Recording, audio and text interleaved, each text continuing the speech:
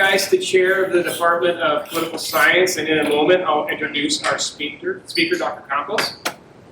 First, again, I'd like to thank you all for coming. I'd also like to thank the university's provost, Dr. Carrie Martin, for providing our department with the resources to put this event on. I also give special thanks to poli-sci staffer Patrick Grimes. Where are you, Patrick? He was here a second ago.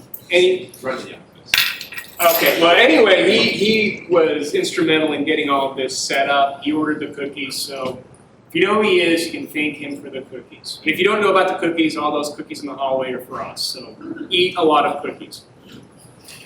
We are here today because in 2005, West Virginia Senator Robert Byrd was so concerned about America's deplorable knowledge of its Constitution that he slipped into an omnibus budget bill in the Senate, a provision making September 17 every year officially Constitution Day. The bill also stipulated that all educational institutions that receive federal money, colleges and K-12 schools, every year use this day to teach about the U.S. Constitution. Now the joke's on Senator Byrd because we teach about the U.S. Constitution every day in the political science department at the University of Arkansas. But so across the country, today, Monday, whenever, universities and schools are doing something related to the U.S. Constitution. Although mandating that we teach about the U.S. Constitution, this provision did not allocate any money for us to use when we teach about the Constitution. This is especially ironic because the provision was in a spending bill. Nonetheless, this mandate gives us a special opportunity every year to talk about something we all find interesting, the U.S. Constitution, of course. There's just so much to talk about related to the Constitution. One constitutional topic that has received considerable amounts of attention recently is voting, something Dr. Campos will be talking about here shortly. Dr. Alejandra Campos is an assistant professor of political science here at the University of Arkansas. She recently completed her PhD at the University of Notre Dame in Indiana, and is back home here in Arkansas with her alma mater, where she received her BA in poli-sci and Spanish and an MA in political science. Her research broadly focuses on voting costs and democracy. More specifically, her research is aimed at understanding how electoral laws affect both Latino voters and politicians in the American South.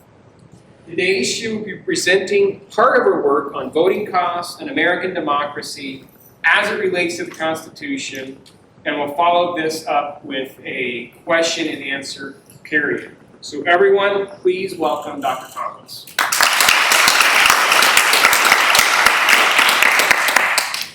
Thank you, Professor Schreckgeist. I just realized there's no mic, so can you all hear me well? Okay, great. Again, thank you, Professor Schreckgeist, and thank you to the Department of Political Science for allowing me to give this year's lecture on Constitution Day.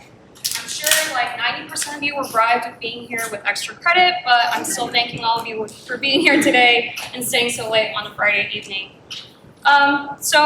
As Professor Schreckgeist mentioned, I prepared a lecture today titled Silent Evolution, the Unspoken Right to Vote in the Constitution. And as the title sort of alludes to, the lecture is primarily on what the Constitution does, or rather does not say, about voting rights, and how this affects our electoral system today. Before we begin, I want to do something, and I'm not sure if it's going to work, but if it does, it'll be great. If it doesn't, it's totally okay. We can just engage in some light discussion here in the auditorium. But one highly debated topic, right, in the U.S. is sort of what the Constitution left us with. So, hopefully this works. Bear with me. We're going to watch that later, so. I have here a poll everywhere. Have any of you done this before? So if you could just scan the QR code, or you can text my long name to that number, or you can do it via web. And if you could just send in what you think are some of the fundamental elements for a democracy. If it doesn't work, someone please let me know.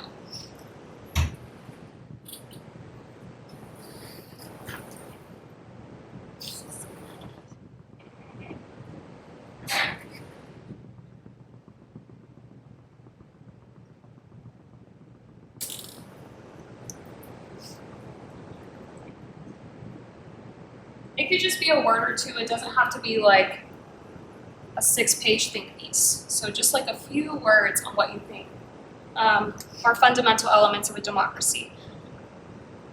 I'm just going to create this cool word called the smiley face. Is very important, of course.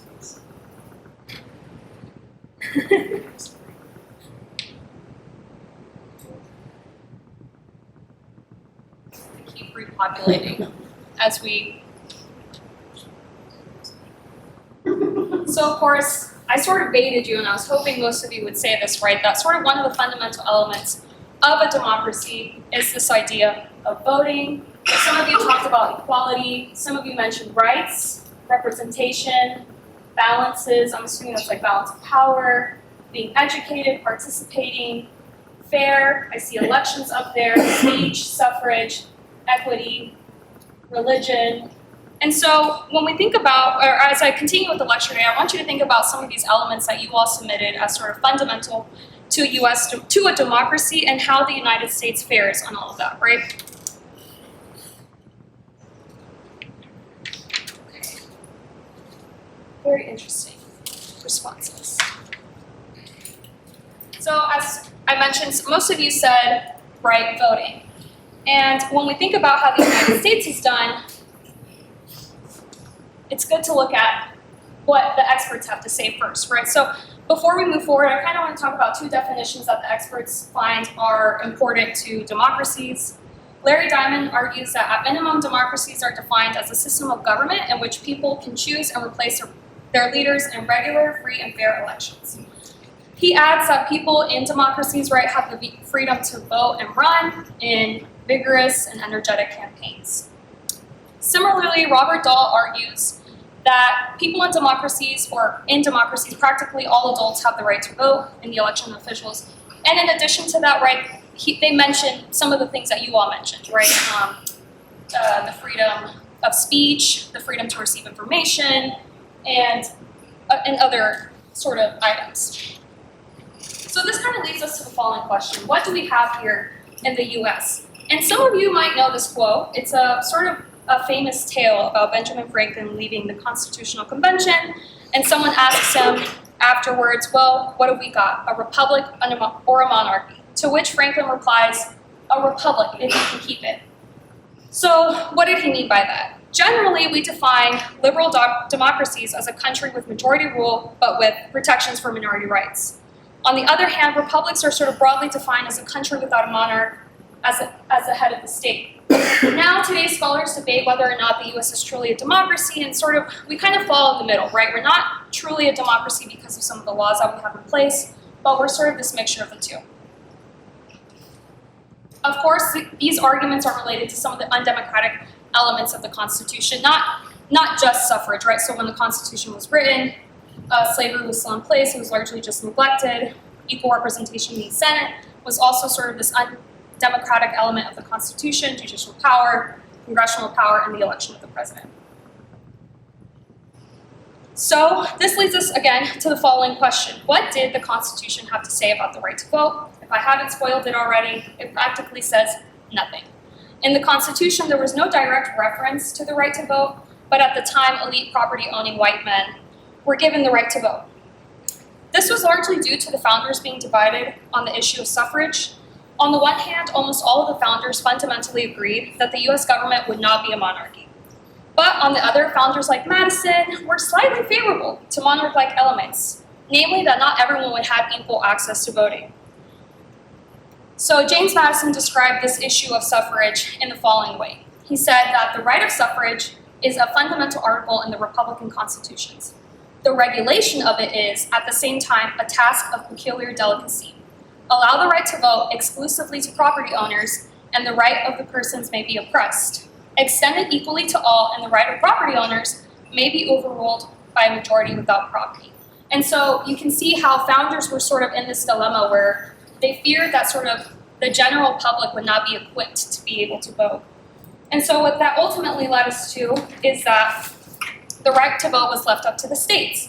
And what was explicitly said in the Constitution was that the time, place, and manner of holding elections for senators and representatives shall be reserved in each state by the legislator thereof, and the Congress may at any time by law make such alterations. So again, this was sort of explicitly saying that it was left up to the states. And because of this, successive voting has ebbed and waned throughout time. Here I have like a shortened voting rights timeline with all the highlights. There are, of course, important events throughout this time, but I kind of wanted to talk about the big hitters and how that kind of affects our politics today. So protections to the right to vote were extended to the Constitution with the 13th, 14th, and 15th Amendment, with the 15th Amendment including explicit language related to race and color and previous conditions of servitude, with it explicitly saying that the rights of citizens of the United States to vote shall not be denied or abridged by the United States or by any state on account of race, color, or previous condition of servitude. During Reconstruction, black suffrage led to more than 700,000 black Southerners being registered. However, by the end of the first Reconstruction and the gutting of the 14th and 15th Amendments, Southern white Democrats were able to disenfranchise black voters again. Later, we see that these extensions of voting rights were granted to women with the 19th Amendment, which stated that the right of citizens of the United States to vote shall not be denied or abridged by the United States or by any state on account of sex. Of course, some of you might already know this, that these protections were not extended to black voters in the United States or black women. Violations to their right to vote peaked with the rise of state-enforced Jim Crow laws. In 1940, only 3% of the black voting age population were registered to vote in the South.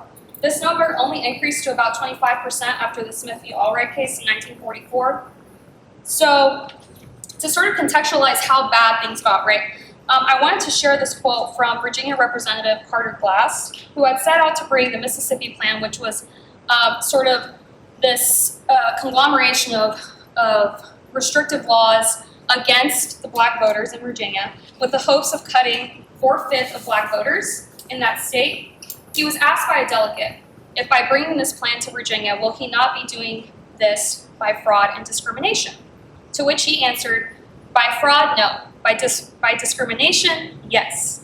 Glass retorted, discrimination. Why, this is precisely what we propose. To discriminate to the very extremity permissible under the federal Constitution, with a view to the elimination of every black voter who can be gotten rid of legally without materially impairing the numerical strength of the white electorate.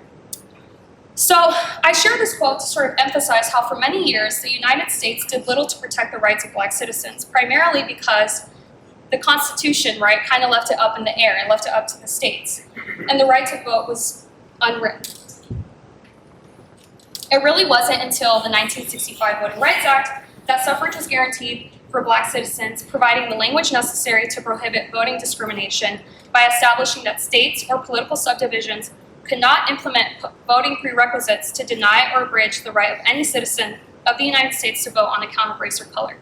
And it should be noted that at this time, a lot of political scientists don't really agree that the United States is a democracy until 1965, especially when looking at comparative literature.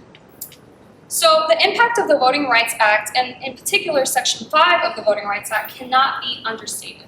Less than 10 years since its enactment, black voter registration had increased to about 56% in 7 states that were under pre-clearance provisions. And by 1985, the number of black legislators in the South increased from a total of 3 to about 176. So again, the Voting Rights Act, and in particular Section 5, was crucial for black suffrage. And again, although there were some initial gains, it was sort of a slow-moving process, and resistance to these changes continued. Southern elites continued to find a way to disenfranchise black voters that were not overtly permissible. Some of these practices were withholding registration information, purging voter rolls, moving polling places, and establishing inconvenient or intimidating locations. These voter dilution practices led to the importance of Section 5 of the VRA. Now, this part can get a little confusing because some of us might be familiar with the Voting Rights Act, but we might not be familiar with its individual components. So I just want to talk about what Section 5 actually was and why it matters to today. So Section 5 of the Voting Rights Act enforced that voting changes in covered jurisdictions could not be implemented until they were reviewed by the District Court of the District of Columbia or by the Department of Justice. And the way that they determined which jurisdictions would be covered would be by using the Section 4B coverage formula. This coverage formula was made up initially by two components. First, if the state or political subdivision had maintained a test or device restricting the opportunity to register. So here's when we're thinking about literacy exams or poll taxes. And second, if the state or political subdivision had less than 50% of the voting eligible population registered to vote by November 1st of 1964. Later in 1975, they added a third component, which addressed adding discrimination against language minority groups. So here we see that states were required to provide polling information and ballot information in different languages if their state or county had a majority of registered voters who spoke a second language.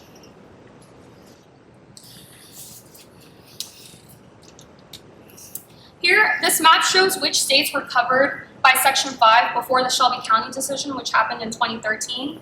So I show this just to kind of give you all a visual of which states were generally under these provisions. And as you can see, it's mostly in the South. The reason you see these sort of California and Alaska is because of the third element, right? Because of the language provision. So in general, these pre-clearance requirements were in place to make sure that states that were part of the Jim Crow South were required to sort of go through the correct channels before changing their electoral laws.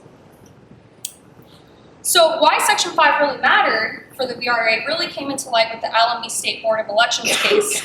Before this case, Section 5 had seldom been used. The Department of Justice had only objected to about 6 proposed changes compared to a tally of over 2,000 by the end of 1989. So we can see how Section 5, right, was really influential to Black suffrage. This, of course, becomes an issue if any of you are familiar with the 2013 Shelby County v. Holder case. So if you're unfamiliar, in 2013, the U.S. Supreme Court held that the coverage formula in Section 4B, which was used to determine which jurisdictions would be under Section 5 pre-clearance, was unconstitutional. Chief Justice Roberts delivered the opinion of the 5-4 majority that these sections burden voting districts and state, and that these burdens were no longer relevant in present day as they were in the 1960s and 70s. So as we move into what we know now today, this is a really fundamental piece that determines why we see the electoral laws that we do today. So what changed? Okay, now we can see this really hilarious video and I can get a break from talking. You guys don't have to listen to me for a little bit. Now, I'm sure some of you watch SNL. If you haven't seen this before, it's PG, so don't worry. But it's about going to the polls and voting. And sort of, I think it explains like what we see today and what you all, if any of you are registered to vote yet or have never voted before, what you might experience the first time. Actually, I want to make sure. Hopefully this. Okay. I play that clip because I think the music is very catchy. And I think it's a funny way to sort of show the circumstances that we're in, the unfortunate circumstances, right?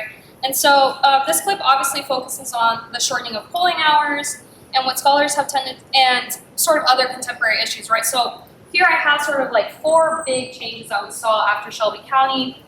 The implementation of strict voter ID laws, the shortening of registration windows, polling hours being shortened, and the location changes of polling stations. If you heard it in the clip, they talk about how they're in Texas, and the reason they mention that, right, is because after the Shelby County decision, since then, I would say about over 400 polling stations have closed, or they've been consolidated in the state of Texas. And so when we think about the real impact of Shelby County, it's very much real, right? The clip is sort of a joke about it, but it's very much some things that people are facing when they decide to go vote. And sort of just to contextualize this further, right, as quickly as 24 hours from the Shelby County decision, states began to implement strict voter ID laws. Strict voter ID laws have gained a lot of media attention because they're the most feasible, right? They're the most easiest to grasp. When we think about the consolidation of polling stations, the language used is actually proposed in a way that's actually helpful, right? So when people say we consolidated polling stations, they're saying we centralized polling stations so it's easier to vote. But in reality, a lot of people are confused when processes are changed like this. So here I have this graph, and it's the actual count of voter laws that were proposed from 2001 to 2021. So a whole decade, 2 decades, sorry, can't do math. So from 2001 to 2021. This isn't the number of laws that were actually implemented, it's just the number that were proposed. So you can see in 2012, at its peak, about 180 laws were proposed related to voter ID laws. This dips down right at 2013, and you can see that it starts to steadily decline, and it's primarily due to the fact that a lot of these voter ID laws were actually implemented.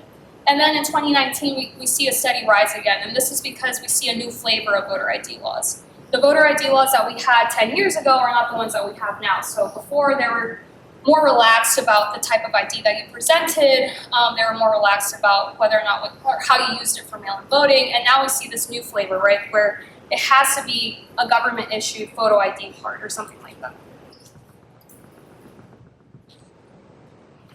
In my own research, I take these laws and other sort of related factors like the consolidation of polling stations to create a sort of participation cost index. And here I have 3 maps from that index from 2008 to 2016. And I do this to sort of show you how concentrated these costs have become across time. So in 2008, the darker regions mean that it's harder to vote in those states, right? And the lighter regions means that it's generally a little bit easier. In 2008, we see that there's no real regional pattern. In 2012, again, not really a regional pattern. 2016, though, the South is starting to get a little red. It's becoming a hotspot. And then when we look at 2020, we see that the South has become a really strong concentration of voting costs, right? And as I'm alluding to, right, a lot of this has to do with the Shelby County decision and sort of this regression of our voting rights. Some people call this new era that we're in the new Jim Crow, not just because of voting laws, but because of sort of other related issues. And so as we move forward, and I want you all to think about, again, those elements that you initially described as important to a democratic society. The reason people call this era the new Jim Crow is sort of related to 2 other issues too, right? Consequences to participation and representation. When we look at participation, I want to show you a chart from Professor Bernard Braga's work on turnout. So here the x-axis is years going from 1948 to 2020, and the y-axis is the percent of the voting population minus the percent of eligible voters. And he has it here sort of separated by race. When we look at this figure, we can see that in 2020, white voters made up 67% of the eligible voters, but actually made up 73% of the voting population, meaning that they're overrepresented, right, when they go and turn out. And if you look way down there, that's Latino voters. So the largest gap we see between minority groups and white voters is between Latinos, right? Black voters in 2020, you can see there was a dip. Some scholars argue that that was because 2016 was the first presidential election cycle since the Shelby County decision. And so we see a dip because Black voters are facing these problems related to electoral law changes. In Asian voters, you can see that in general, their voting population and their voting eligible population are about the same. So they're turning out at more or less similar rates. But the largest gap you see, of course, is between whites and Latinos. When we look at midterm elections, you can see it sort of on this map. This was in the 2018 elections. The black and white gap is not that bad, right, in the South in particular, right? And a lot of scholars say that this is because Black voters kind of mobilize against these electoral law changes, specifically in the South, where they have this strong sort of linked faith identity. And for Latino and white voters, right, this gap is huge. I mean, it's near 40 in some areas. So as we continue with today's discussion, right, when you think about matters of participation, we're seeing a huge gap, especially for Latinos. And when we think about voter ID laws and we think about the issues that Latinos face in regards to gathering identification documents and having all those forms in their correct ducks in a row, it becomes difficult for them, right? Another consequence, of course, is to representation. I argue in sort of my own personal work that when we think about how these laws can affect elites and specifically politicians, one main reason is because politicians are motivated to win. And if there are electoral law changes, that perception of who their voting bloc is and who is affected by these laws becomes uncertain. And so here I have just a descriptive statistics about the 2018 state legislative candidates. You can see that the majority, of course, were white, and then the second largest group were black candidates. But there is a huge gap, right, between the number of white candidates that run and the number of minority candidates that run. Similarly, this pattern is the same in 2020. There's a slight decrease in the number of white candidates that ran in 2020, but overall they make up the majority of the candidate pool. So here I wanted to share something that I think would matter to you all as sort of young adults who are becoming politically active. In a Pew Research study in 2018, they asked individuals why they found voting was difficult and how accessible voting is. Young people were less likely to find voting convenient and exciting. I mean, what else do you want to do on a Tuesday other than go vote and get a little sticker to show off with people? But, you know, that's just me. But you can see right here in this survey that people who are ages between 18 and 19, they find voting less convenient and less exciting compared to those who are 65 and older, who I guess are retired and want to go vote on a Tuesday. It's the most exciting thing in their day. So, and sort of, again, to contextualize this further, they asked respondents to sort of directly say why they thought voting would be difficult in 2018. Someone who is a college student, you all, responded, I'm in college and I've tried mailing my home state to register for voting and the process is extremely slow. In 2016, they waited 3 weeks to mail me anything back, stating they were missing a document, so I couldn't vote in time. Have any of you registered to vote yet? Are any of you able to register to vote yet? I'm assuming most of you. And have you voted yet? Some of you have voted. This will be your first election coming up for some of you. So as you think about it, right, because I'm assuming some of you might be from Texas, or any of you from Texas? So, you know, mail-in voting will be a battle that you all face coming in this next election. So, you know, I don't share this to scare you, but I share this to show that it's not just marginalized folks who are facing these issues, it's young people, right? It's college students. Another quote, right, why they found voting to be difficult, because voting is a painful process. In the 2016 election, I stood in line for 3 hours in the rain to vote. Local governments need to make it easier for people to vote. And so, you know, this is probably an extreme case, waiting in line 3 hours in the rain. I mean, I personally wouldn't have done that anymore at that point, but, you know, people are really motivated, I think, when there are issues that relate to their livelihood, and we see that they're counter-mobilizing in this way, right? So sort of come back full circle and think about sort of bigger picture questions and concerns. When I talk about voting rights, I almost always go back to this issue of democracy, right? And how our electoral system and faith in our electoral system erodes our democratic values. So I have here sort of like these 3 points that I think also matter to voting rights. The delegitimization of our electoral system, polarization, and the erosion of our democratic values.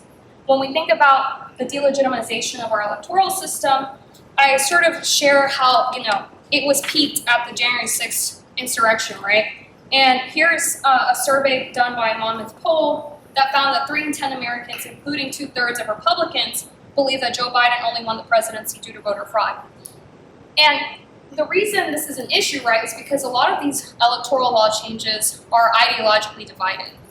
And on the one hand, Democrats argue that these laws disproportionately affect their voters, and at the other hand, Republicans argue that these laws prevent voter fraud, though there is no evidence that that's occurring. And so when we're battling these issues on different bases, it becomes a bigger issue, right? And it becomes a bigger issue too when we talk about polarization.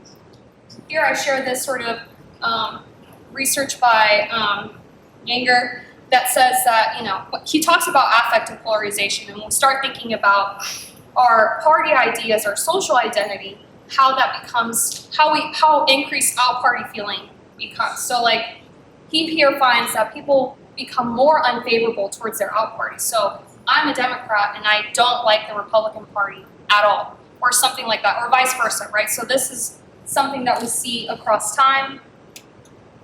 And the erosion of our democratic values, right? So here, again, this is sort of important, not to you all because none of you were probably born in the 1980s, but in this study, Monk asks US respondents whether or not they think it's important to live in a democracy. And those, by generation, and those that were born in the 1980s were less likely to value being in a democracy. And that's sort of scary, right? That individuals do not perceive that a democracy is doing for them what they should be doing. And so this isn't specifically because of voting rights, but when we think about sort of bigger issues of democracy and representation and the ability to participate in our politics, people become disillusioned, right? And we see that people's perception of what living in a democracy is not that great. So where do we go from here? I don't want to leave on a sad note, so I want to leave you all with a quote from John Lewis, who says, "Ordinary people with extraordinary vision can redeem the soul of America by getting in what I call good trouble, necessary trouble. Voting and participating in the democratic process are key. The vote is the most powerful nonviolent change agent you have in a democratic society. You must use it because it is not guaranteed you can lose it." Thank you.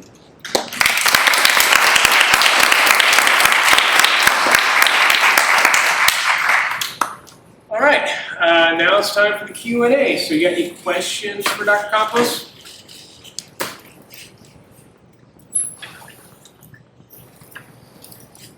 Yeah, go ahead. What inspired you to focus on this specifically? Part of my motivation was this sort of Latino and white gap that we see in turnout. And when I was doing my sort of dissertation work, I was really interested to see why Latinos, who have been called this sort of sleeping giant for decades, right? They're the next big electoral voting bloc, they're going to be the agents of change, why that hasn't occurred in practice, right? And for me, the answer was simple. It's because these electoral policies are changing, and new voters, especially voters like Latinos who may be new generation voters, navigating this new process already is difficult. So when you add on voter ID laws, changing the polling station, changing the hours, it becomes this difficult process that I think really discourages people from wanting to vote. And I can give a personal story too. When I was 18, I voted in the midterm election. That was the one that was available to me, which is really sad. It's really anticlimactic. I went to my city hall, and there was a sign on there that said that this polling station had closed. Even though I was pretty sure I had checked online, it said it was going to be open, so I drove to another one. But it just kind of stuck with me because I always found that voting has been sort of a hassle for me. And I'm I can't be the only one that thinks that this is just a really complex process. So some personal motivations, but also just generally interested in why we see sort of this disparity in participation.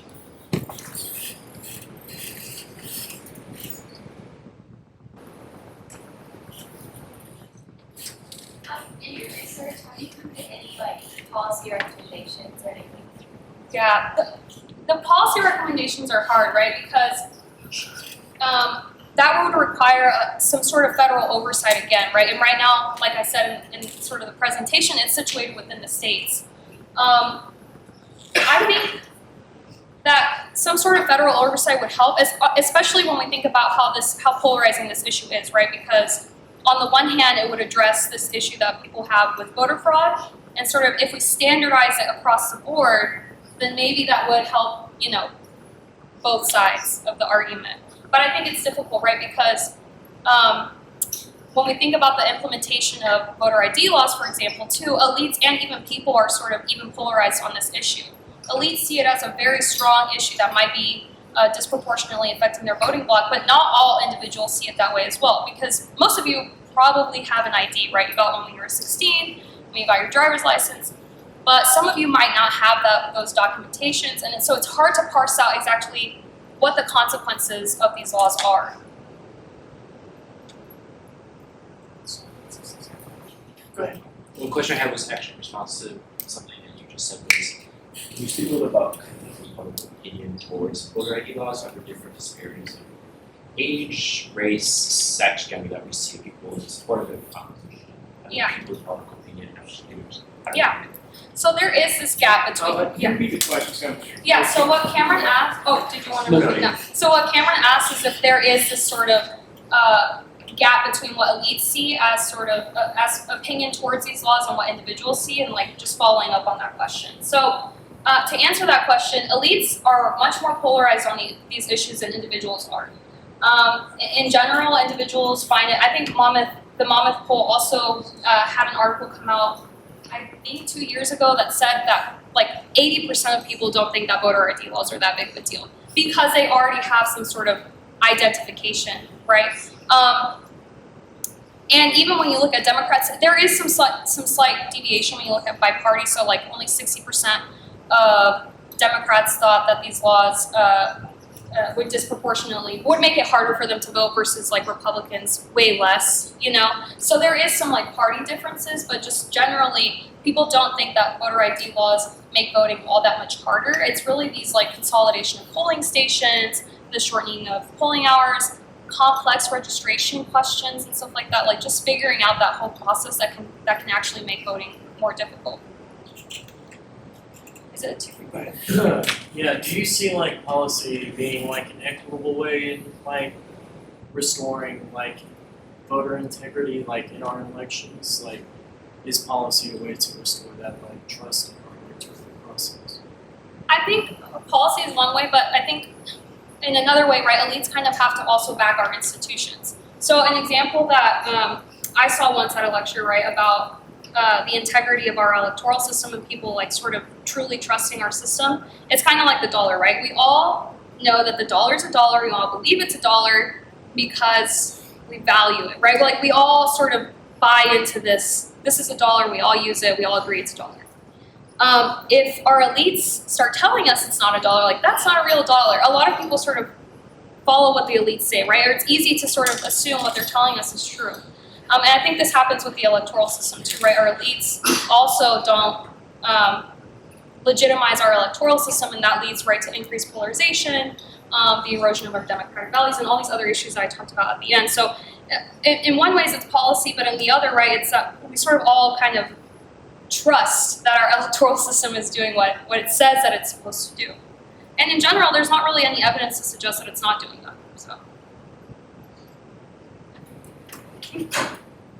So I've heard of the concept of like mandatory voting, like making it a law that you would have to vote in the elections or things like a fine or something. And I was just kind of wondering your opinions on that. Yeah. So I don't have strong opinions about mandatory voting. So mandatory voting in theory is like maybe a good concept, but just the act of those that want to participate should be able to participate, right? I'm more of like we should all have the opportunity to participate, and it should be equal access to that participation. Mandatory voting can be kind of hard and tricky because just because everyone is required to vote, that doesn't mean that they're going to be represented equally, regardless, right? And that goes for also like for this idea of like descriptive representation, right? Just because everyone comes out to vote, that doesn't mean that our representatives are going to look like us and that they're going to represent our values. So I don't know. I guess it's a complex question, but I think that the better answer would be that people have equal access to vote and to participate and to elect their leaders. Yeah. To kind of follow up on the question about policy and how elites kind of devalue policy, do you think the privatization of information is becoming a more overwhelming problem than it used to be? Just like, for example, Spanish language news channels are often part of premium cable packages. Yeah. So, yeah, I mean, getting information is also really important, especially when it comes to electoral law changes, right? A lot of the ways that people are able to counter-mobilize against these issues is through the passing of information.